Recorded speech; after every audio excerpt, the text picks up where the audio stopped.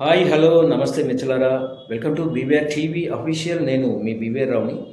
కూటమి ప్రభుత్వంలో మహిళలు బాలికలకు రక్షణ లేకుండా పోతోందని వైసీపీ తీవ్రంగా ఆరోపిస్తోంది.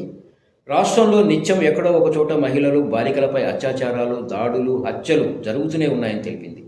వీటిని అరికట్టడంలో కూటమి ప్రభుత్వం పూర్తిగా విఫలమైందని విమర్శించింది. ఇదే విషయమై డిప్యూటీ సీఎం పవన్ కళ్యాణ్ కూడా రాష్ట్ర ప్రభుత్వం, హోంమంత్రి వంగలపూడి అనితపై కూడా చేసిన వ్యాఖ్యలు ఈ విషయాన్ని గుర్తు చేసింది. పవన్ కళ్యాణ్ వ్యాఖ్యల తర్వాత కూడా రాష్ట్రంలో అత్యాచారాలు, హత్యలు తగ్గడం లేదని పేర్కొంది. అయితే ఈ అగాత్యాలకు పాల్పడుతున్న వారిలో కొందరు టీడీపీ నేతలు, వారి కుమారులు కూడా ఉన్నారని తెలిపింది. గత 20 రోజుల్లో ఏపీలో మహిళలపై జరిగిన అగాత్యాలను వాళ్ళు ఈ పార్టీ గుర్తు చేస్తోంది. తేదీవారీగా 5 జనవరి 2025 బాలికను గర్భవతిని చేసిన టీడీపీ కార్యకర్త, శ్రీకాకుళం జిల్లా ఆముదాల వలసలో కోటిపల్లి రాజు అనే టీడీపీ కార్యకర్త 9వ తరగతి బాలికకు మాయమాటలు చెప్పి గర్భవతిని చేశాడు. యువకుడిని నిలదీస్తే తాను టీడీపీ కార్యకర్తనంటూ బెదిరిస్తున్నాడని బాధితులు పోలీసులకు ఫిర్యాదు చేశారు. ఒకటి. తర్వాత జనవరి 6, 2025 కృష్ణా జిల్లా గుడివాడలోని రైలుపేటలో ఉండే ఎండూరి జోజిబాబు చిన్న 5 ఏళ్ల చిన్నారిపై లైంగిక దాడికి పాల్పడ్డాడు. అలాగే 12 జనవరి 2025 ఈ నెలలోనే 4 ఏళ్ల చిన్నారిపై బాలుడి లైంగిక దాడి. అనకాపల్లి జిల్లా యలమంచలి మండలం ఏటికొప్పాకలో టీడీపీ వార్డు సభ్యురాలి కుమారుడు 8వ తరగతి చదువుతున్నాడు. తన ఇంటి సమీపంలో ఆడుకుంటున్న బాలికను డాబాపైకి తీసుకువెళ్లి లైంగిక దాడికి పాల్పడ్డాడు. దీనిపై బాలుడి తల్లిదండ్రులను నిలదీయగా బాధిత కుటుంబం పైనే దాడికి వాళ్ళు పాల్పడ్డారట. ఇది దారుణం. అలాగే 13 జనవరి 2025 నాడు బిస్కెట్ల ఆశ చూపి 8 ఏళ్ల చిన్నారిపై అఘాయిత్యం.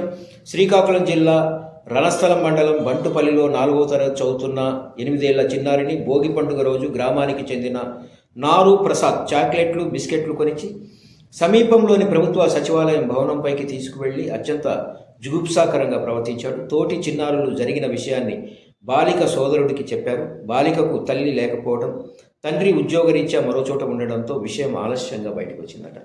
చూడండి. అలాగే 15 జనవరి నాడు ఎన్టీఆర్ జిల్లా ఐతవరంలో చింతల నాగేంద్ర అనే మహిళ హత్యకు గురైంది. ఆమెతో సహజీవనం చేస్తున్న తొగట్టి హనుమంతరావు ఈ హత్యకు పాల్పడినట్లు పోలీసులు అనుమానిస్తున్నారు. అలాగే 15 జనవరి నాడు కూతురి వరుసైన చిన్నారిపై లైంగిక దాడి. ప్రకాశం జిల్లా కురిచేడు మండలంలో 4వ తరగతి చదువుతున్న చిన్నారిపై ఆమె సొంత పెద్దమ్మ భర్త ఇంట్లో ఎవరు లేని సమయంలో లైంగిక దాడికి పాల్పడ్డాడు. సో సేమ్ డే అంటే 15 జనవరి 2025 నాడు జరిగిన మరొక ఘటన ఏంటంటే మహిళ జుట్టు కత్తిరించి దుస్తులు చింపి ఆటవిక ప్రవర్తన. శ్రీ సత్యసాయి జిల్లా పెనుగొండ మండలం మునిమడుగులో ప్రేమ వ్యవహారంలో అదృశ్యమైన బాలిక కొద్ది రోజులకు తిరిగి వచ్చింది. దీంతో సంబంధం ఉందనే అనుమానంతో వెంకటలక్ష్మి అనే మహిళను బాలిక బంధువులు కొట్టి జుట్టు కత్తిరించారు. అలాగే 21 జనవరి మొన్న మైనర్ దివ్యాంగురాలిపై వృద్ధుడి అత్యాచారం. విశాఖ జీవీఎంసీ 4వ వార్డు జేవీ అగ్రహారంలో నివసిస్తున్న ఎర్రారెడ్డి 21న మద్యం సేవించి తమ ఇంటి పక్కనే నివాసం ఉంటున్న ఓ కుటుంబానికి చెందిన మైనర్ దివ్యాంగురాలి అంటే 14 సంవత్సరాల ఈ అమ్మాయి మీద అత్యాచారం చేశాడట. అలాగే 21 జనవరి 2025 సేమ్ విశాఖలోని పిఎం పాలెం పరిధిలోని హెచ్పిసిఎల్ లేఅవుట్లో 15 ఏళ్ల బాలికపై నల్ల సాయి తేజ 30 సంవత్సరాల వీడికి అనే వ్యక్తి అత్యాచారం చేశాడు. ఓకే. అలాగే 26 జనవరి రిపబ్లిక్ డే నిన్నటి రోజున జుట్టు పట్టుకొని మహిళను ఈడ్చుకెళ్లారు. విశాఖ నార్త్ డివిజన్ పరిధిలోని మిథిలాపురి ఉడా కాలనీ సమీపంలో నాగలక్ష్మి రోడ్డు పక్కన ఉన్న బట్టి కొట్టును రమేష్ అనే వ్యక్తి నుంచి అద్దెకి తీసుకొని దుకాణం నడుపుతుంది. ఆమె సాయంకాలం వ్యాపారం నిమిత్తం వెన్నెల అనే మరో మహిళకు దానిని అద్దెకిచ్చింది. వీరిద్దరి మధ్య కొద్ది కాలంగా అద్దె విషయంలో గొడవ జరుగుతోంది. ఈ క్రమంలో శుక్రవారం మధ్యాహ్నం వెన్నెల మరో వ్యక్తి కలిసి నాగలక్ష్మిపై దాడి చేసి జుట్టు పట్టుకొని రోడ్డుపై ఈడ్చుకొని వెళ్ళారు.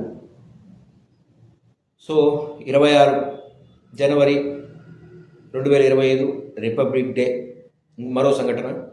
చిన్నారులపై టీడీపీ నేత దాష్టీకం. తన కుమార్తె పుస్తకంలోని పేజీలు చించారని పిల్లలపై దాడి. ప్రకాశం జిల్లా కంభం మండలంలోని ఎల్కోట పంచాయతీకి చెందిన టీడీపీ నేత గని చిన్న వెంకటేశ్వర్లు కుమార్తె ఎల్కోట జిల్లా పరిషత్ ఉన్నత పాఠశాలలో చదువుతోంది. తన కూతురి పుస్తకంలోని కొన్ని పేజీలను ఎవరో చించారు. అదే తరగతిలో చదువుకుంటున్న పిల్లలే చించారన్న అనుమానంతో శనివారం సాయంత్రం మరో ఇద్దరితో పాఠశాలలోకి వచ్చి తమ పిల్లలను తీవ్రంగా కొట్టారని తల్లిదండ్రులు వాపోతున్నారు. ఏమిటి? అలాగే 27 అంటే ఇవాళ జరిగిన మరో సంఘటన.